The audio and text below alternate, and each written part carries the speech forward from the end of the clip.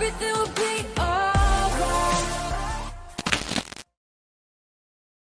Hello, hello. Are we live? We are live. Okay. I know you guys are there. I'm really excited right now, so be excited with me. Be excited with me. So, 5, 4, 3, 2, 1. We are live. Yeah. You guys are like, we're already live. What are you doing, Solomon? Yes. Anywho, welcome. My name is Solomon. I'm the clown, joker person here. I also love to give messages. But today, I'm going to be hosting. So, that's why I'm doing all this. That's why I'm having a laugh. But I hope you guys are watching. You guys are loving what we've been doing so far. If you are watching, I want you guys to look at the bottom left. Yeah, I heard it's my bottom left. So let's go to the bottom left. There's a little like button there. Click on that. And then click the subscribe button as well. So the like and the subscribe. We need those two. We're not doing it because we're trying to be all liked and stuff. You know, we all want to be liked and stuff. But we're not doing it because of that. We're doing it because we want more and more people to get the content that we're putting out there so that, you know, they too can get to know who God is. That's why we're doing all of this. And that's why we're trying to get you guys to like and subscribe. So do it. It's awesome. Do it. So yes, we are continuing on in our series. It is fantastic. Last week, Cam was on. No, it wasn't Cam. Who was on last week? Was it Cam? It was Cam, yeah. See, Cam is so good that I completely forgot that it was. No, I'm just messing. Cam was on last week. And this week, Raphael is going to be on, and he's going to be going into the message. But just so that we can get ready for that, let me just prep us in prayer, and then we'll go into worship. So I'm just going to pray for us. Father, thank you so much for who you are, and just thank you for your love. As we go into worship, I know that sometimes we tend to just avoid it. We tend to skip this part. So Lord, help us not to skip this part and just ready our mind to be able to worship you. Ready our spirit to be able to worship you and to be able to listen to the message and learn from it.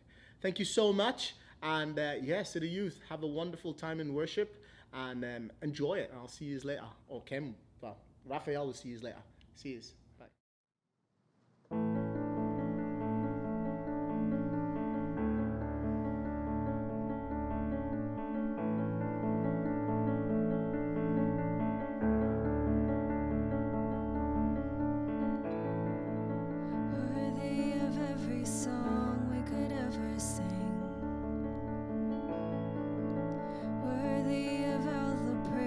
We could ever bring, worthy of every breath we could ever breathe. We live for you.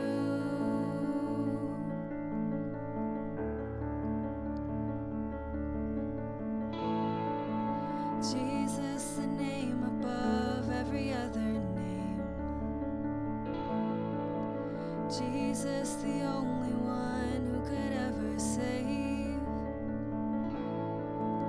Worthy of every breath we could ever breathe. We live for you.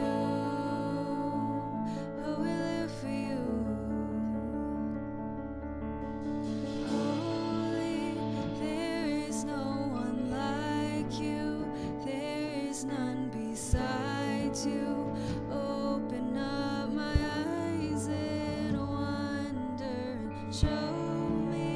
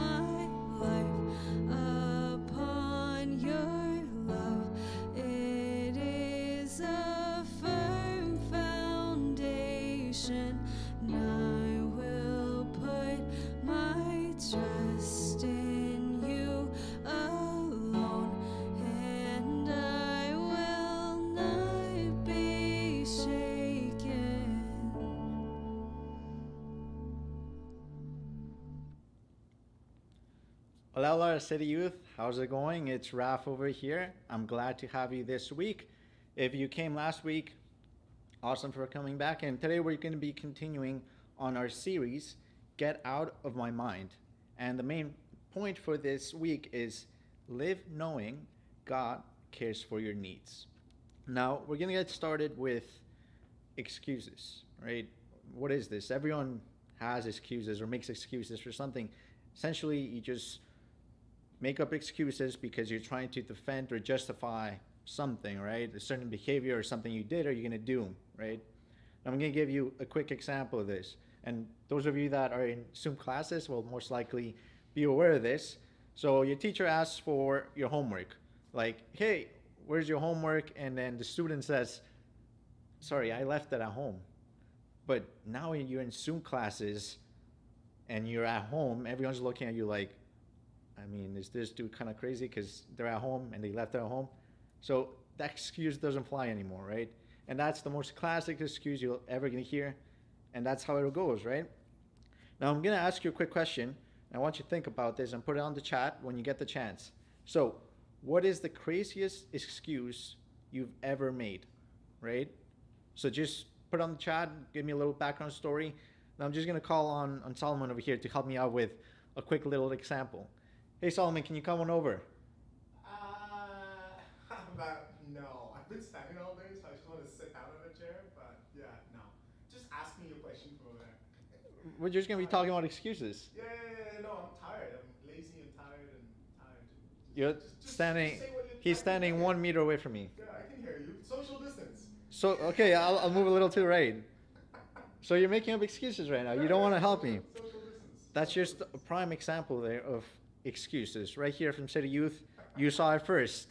But I was watching this YouTube video earlier on, Jimmy Fallon, and they were trying to do a little skit about two friends and they wanted to hang out. And these are some of the excuses that I got from the video. First one was, I'm catching up on a show I've never seen before. So they hadn't even started the show, and that was the excuse they used, right? The second one was sitting in an empty room staring at the wall. That sounds a little nice, not gonna lie, with some music, just relaxing there. And then the friend said, well, I can come join you. And they're like, oh no, don't worry, my dad's gonna be there. And then the other one was, I'm leading an expedition to Mars and I'll be back in 2020. This video was 5 years old, so hopefully they're back by now. But these are some of the excuses that they made in the video. And all they wanted to do was just hang out. Two friends, right? Now, one thing I want to point out is we can always make a good reason for our bad behavior. And this is a little different than excuses, right? So I'll give you two examples so you can understand. So say things are rough at home, right?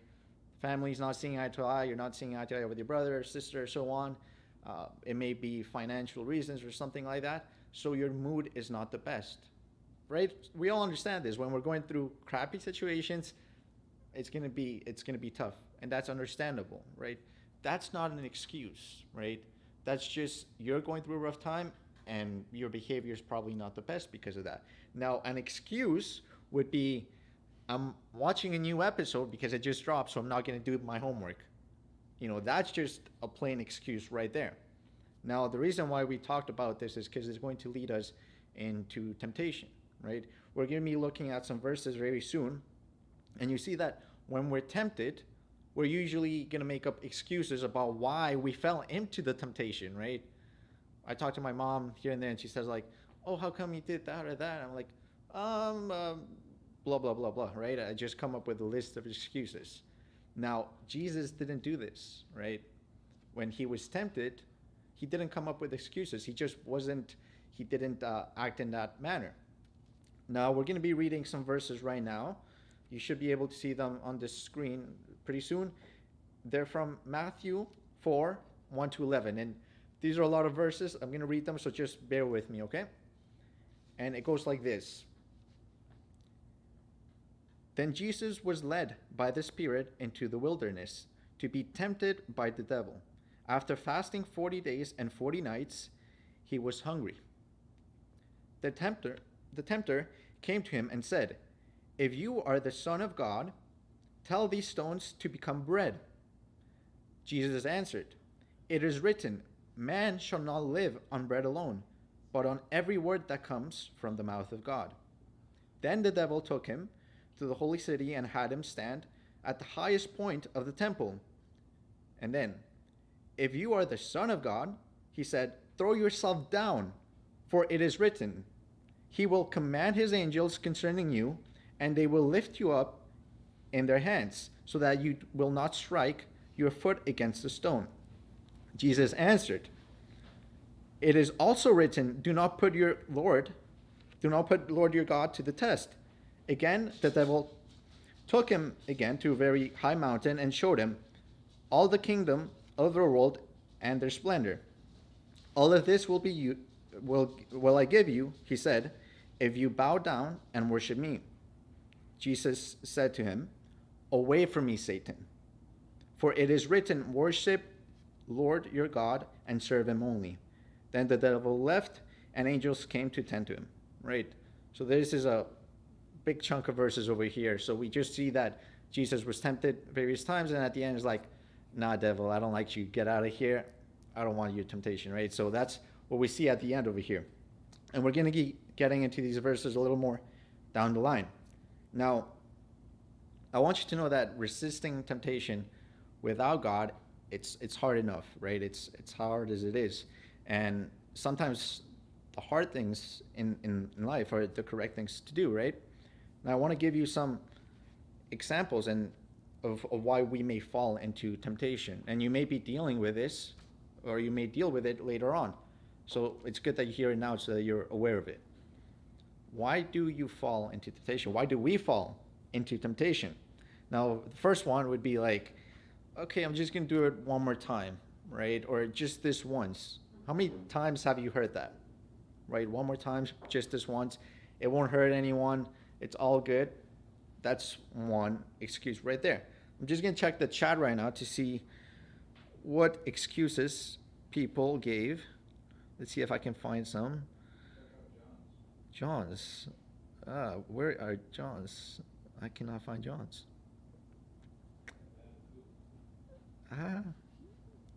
Sorry, but I cannot find any excuses right now. I'm probably not searching the best, but I'm sure there's some good excuses over there. Now, another set of excuses that you might have why we may fall into temptation is that you're not aware that what you're doing is wrong. You know, this is a valid reason. I was talking to my small group the other day, and it could be the case that you're just doing something and it's been a habit and it's wrong, and you just don't consider that as temptation, right? That could be the case. Another one is that the people that we're surrounded by, right, they can cause us to tempt, right? They can tempt us and we can fall into temptation that way. So it's important that you surround yourself around people that don't do that to you, okay? Now, this leads me to my next point, and it's what happens when you try dealing with temptation without God, right? And the first one, it's a pretty practical thing. You may have some techniques or some practices that you do, right, that help you not be tempted, and it may work once in a while or here and there, but it won't work every time. It's not the ultimate solution to get away from temptation, right? The other one is that you may rely on your friends and family to lead you away from temptation, right? You have good friends, good family, good parents, and so on. But the reality is, as well, is that we're not perfect and no one is, right? So they're also subject to temptation. So again, they can help you. They can help you here and there, but it's not the ultimate solution either. And the last one is that you may say, okay, I'm perfect. I'm the best, and I have lots of self-control and willpower. So that's how I'm dealing with it. But again, it won't work. It's not the ultimate solution. That's not what we're trying to look at. The point we're making here is that involving God whenever you're tempted is the ultimate solution. This is what Jesus did, right? And when we see the passages, this is exactly what we see. And he involved God when he was tempted, and he was able to deal with temptation that way, right? I see this in my personal life as well, and honestly, it's just the one way to go, and it's the thing that works every time. And it's okay. You might be trying it to do it, and it might not be working, but I'm telling you, with God, everything's a lot easier. Now, I just want to take a little look at the verses again, right? Because there was a lot of content there, and I want to highlight some of the things. Let's look at how Jesus was tempted, right? When he was tempted. So the first one, and you probably see a picture of bread. Jesus was tempted with bread, right? Now, put on chat if you like bread. I think this is a sourdough bread. For those of you fancy people like cooking over there, you can just cut it up, put some butter, put on a pan, some sunny side eggs. That's a good breakfast any day of the week. But, bread is good. It's a necessity. They needed it back then. We need it back now. It's just nourishment. It's food. So it's not necessarily bad, right? But Jesus was tempted to believe that God wouldn't provide for his needs. He was fasting 40 days and 40 nights. And then the devil was like, well, you could do this and then just turn that into bread and so on. And the devil, what he was trying to do there was to tempt him to take away from believing God that he would provide for his needs. So that was the first one that we saw. The other one was he was tempted to believe that God would not save him when he was in harm's way. You'll see a picture here of, I'm not too sure what this cartoon is called, but it's an animal and another animal. And one is chasing after the other one. Kind of embarrassed right now that I can't think of the name. But in Spanish, it's called coyote. The wild coyote. Yes, that's the one. So you see that he jumped off the cliff, right? And you probably notice that when he falls, he'll splash to the ground. And this is what the devil is telling him is jump off the cliff because, God says that he'll save you and so on. But God is not going to give you wings when you're falling and you're about to hit the ground, right? You made the conscious decision to jump and, there's results for that. So this was the other way that the devil tempted him, right? To test whether God would save him, right?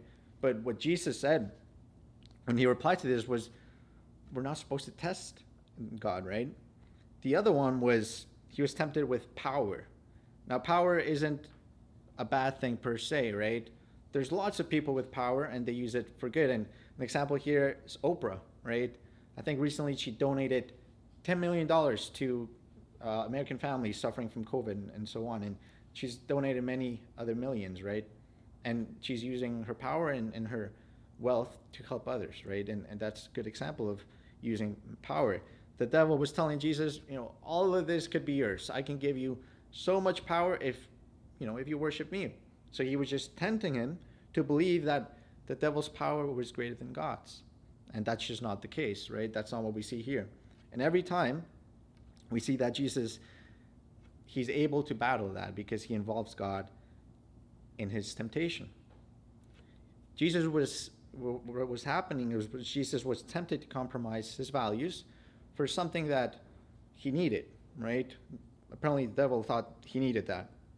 And it's important to recognize that being tempted is not wrong, right? We're all subject to temptation. Every day when you're walking by, when you're sleeping, when you're thinking, what's important is that the way you respond to temptation, that's what's important, right? You don't want to fall into it and you don't want to live in temptation, right? So it's the way you respond to it that matters. A lot of times we may think, we need this, we want this, or we don't need that, or we don't need to act a certain way, right? And this is very important. When we feel like God is not there or has forgotten about us, what we try to do is we take things into our own hands, into our own matter, right? And that's when things sort of crumble. We say things like, I need, or I want, or I would like to, right? And we fall into temptation that way. It's important to know that God knows our needs better than we do, right? We may think we need something, right? You may think you need a gaming console, or you may think you need to go to a certain school, right? Or you may think you need, I don't know, many other reasons. And then you pray for it and you ask God, and then God looks and sees, okay, actually they don't need that. They have this already, but God knows our needs better than we do, right? Imagine that. I can think to myself that I need a lot of things right now. I could probably make a list, and it'd be quite interesting if I could show God that list. I'm like, and God says, you don't need any of those at all, right? So it's comforting to know that there's someone that knows us better than we do, and that knows us, the needs that we actually need. And he also knows our wants, right? I'm sure that you pray and you ask God for, God, I want this, I want that, and so on. And God listens to you, and he knows. It's also crucial to know that God's timing is important, right? So if you need something, it may not be now, right? The right thing in the wrong time may be catastrophic. It may not be the best combination. Now, I just want to take a look at the verses again and what Jesus said when he was tempted. And this is the example, and this is what we should do when we're looking to deal with temptation. I have it here highlighted on my page. So the first temptation, what he says is, it is written, man shall not live on bread alone, but on every word that comes from the mouth of God. Right? So God, what Jesus is saying here is that, okay, bread is not the only necessity, right? But the word of God, right? So that's the Bible and what God is telling us, right? So that's one thing that he does there. And he's incorporating God into whenever he's being tempted. And that's how he deals with it. And it's successful, right? He wasn't tempted there. He was tempted, but he responded to it correctly. And again, in the other verse, he says, it is also written, do not put the Lord your God to the test, right? Imagine if you pray for something, right? And you're like, okay, God, I would like a Lamborghini next week, Tuesday by 7 p.m. You're putting God there to the test, right? And that's unwise, right? And also just think about it. How's that going to happen? You think a Lamborghini is just going to appear like that?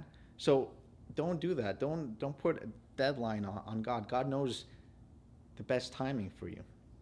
And again, we see the last one is, he says, for it is written, worship the Lord your God and serve him only, right?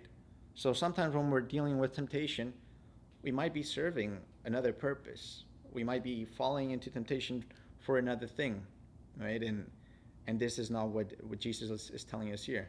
And every time he was tempted, we see that Jesus incorporates God into his lifestyle and the way he thinks and the way he deals with things, right? Now, one thing I want to make clear is that God has already provided for everything that we need, right? He sent Jesus on the cross, he died for us, and he provides every day, right? Our home, our food, and so on. And another way that you could think about this is that temptation, the opposite of temptation, is extreme trust in God, right? Because we're tempted because we think we need or we want certain things. But when you put your extreme trust in God, you'll know that it's not like that. That's not the case. We're going to be looking at another verse, and this is going to help you with the application and how you deal with temptation. And the verse is in Philippians 4:19. And it says, and my God will meet all your needs according to the riches of his glory in Jesus Christ. And this is what we were talking about just now, that God knows our needs and he knows when to accomplish them, when to give us certain things and when not, right? An example in my life is that, sometimes you may be applying for lots of jobs here and there, and you might get rejected lots of times and you might fail lots of times, but it's not until you get it the 50th time that you really appreciate it, right?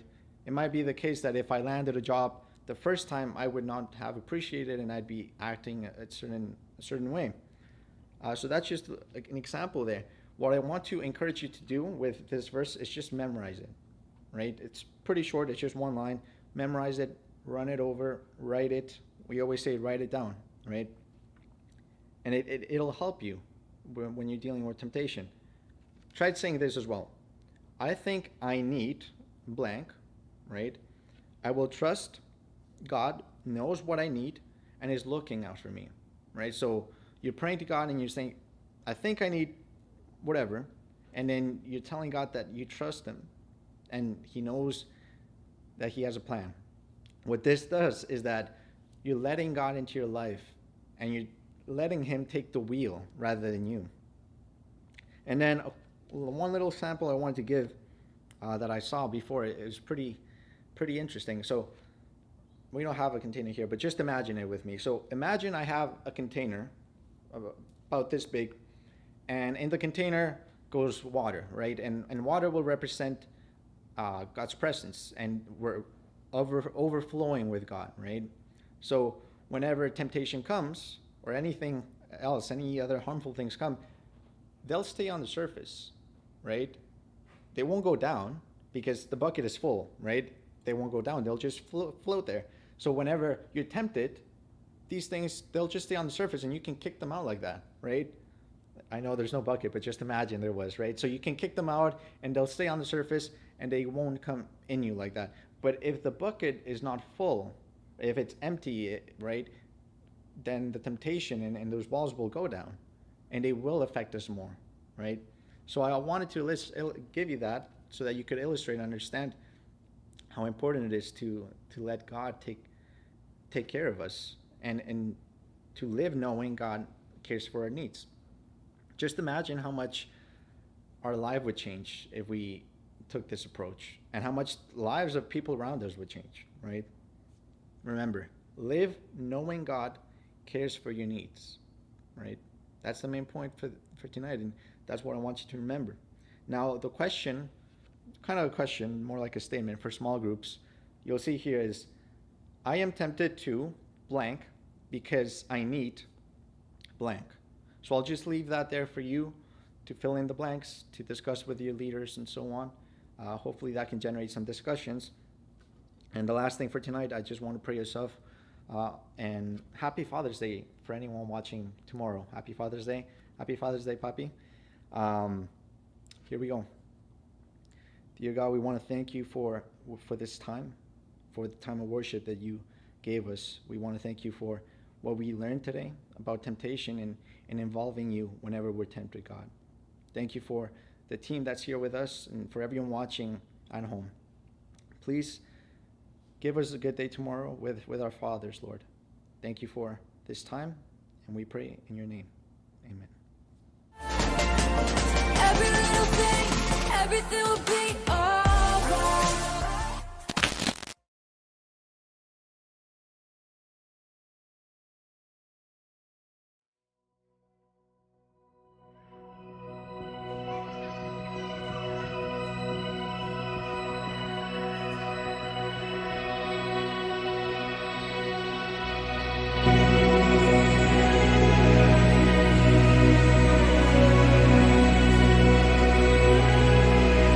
Have you ever seen the wonder in the glimmer at first sight? As the eyes begin to open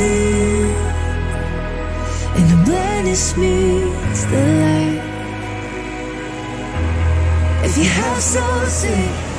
I see the world in light. I see the world in wonder. I see the world in light, bursting in living color. I see the world your way, and I'm walking in the light. Have you ever seen the wonder in the air of second life? Having come out of the world.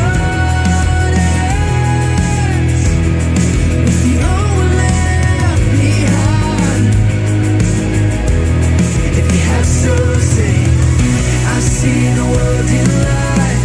I see the world in wonder. I see the world in light.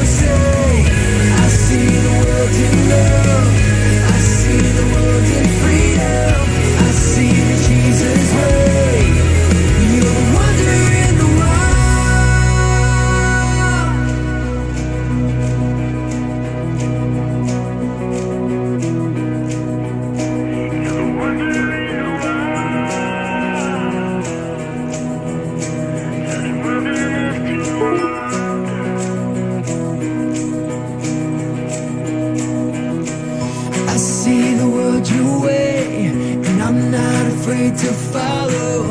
I see the world your way, and I'm not ashamed to say so. I see the Jesus way.